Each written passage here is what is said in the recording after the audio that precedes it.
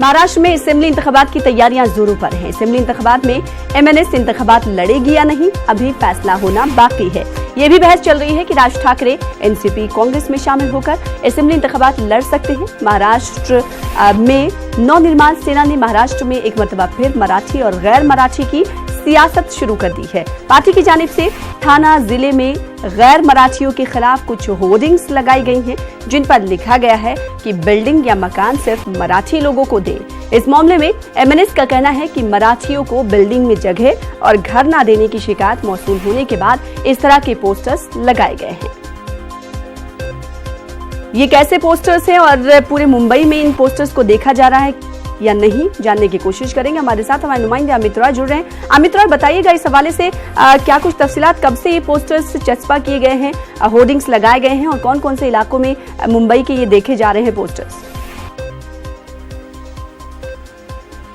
देखिए, चुनाव की तारीखों का ऐलान जल्द हो सकता है और इसके पहले महाराष्ट्र नवनिर्माण सेना ने मराठी वर्सेस गैर मराठी का जो उनका जो राजनीतिक सफर रहा है उसको फिर से शुरू कर दिया है।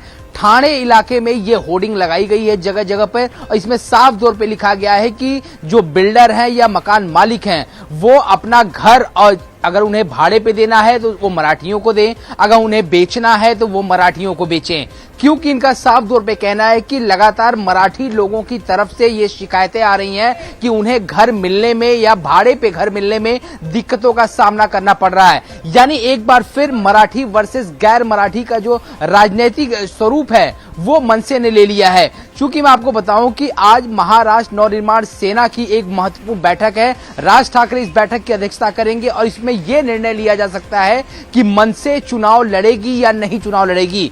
क्योंकि कुछ दिनों पहले जो है जब पहली बैठक हुई थी उसमें यह कहा गया था कि फंड की बहुत बड़ी कमी है, पैसों का अभाव है, जिस तरह से मंदी चल रही है ऐसे में चुनाव लड़ना जो है काफी समस्या भरा हो सकता है। तो कुछ नेताओं ने ये सलाह दी कि चुनाव नहीं लड़ना चाहिए, लेकिन वहीं दूसरा तबका जो है मनसे का ये कह रहा है कि चुनाव में हमें उतरना चाहिए, वरना हमारा जो वोट बैंक है वो हमसे फिसल जाएगा।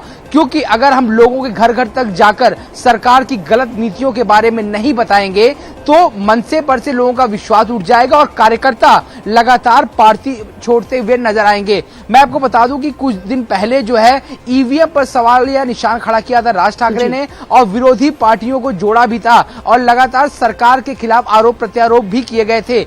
अभी जब लोकसभा चुनाव हुए थे तो मनसे ने एक भी उम्मीदवार नहीं उतारा था और जमकर आलोचना की थी यहाँ पर प्रधानमंत्री नरेंद्र मोदी और अमित शाह की।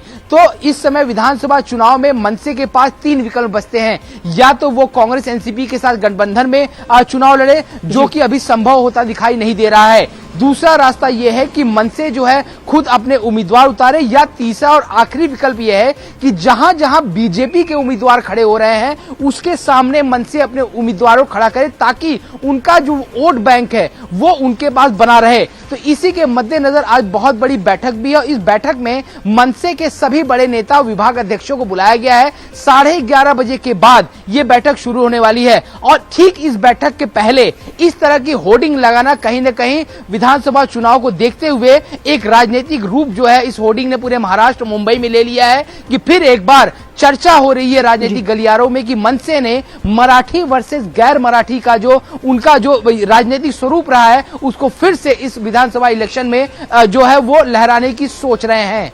तो होर्डिंग्स की सियासत भी शुरू हो चुकी है विधानसभा इंतखाबात से पहले ही और आज मीटिंग मुनक्किद की जाएगी और इस मीटिंग में देखा जाएगा कि क्या मनसे फैसला लेती है। बेहद शुक्रिया, इस मीटिंग पर आप नजर बनाए रखें अमित, आपसे दोबारा राब्ता कायम करेंगे।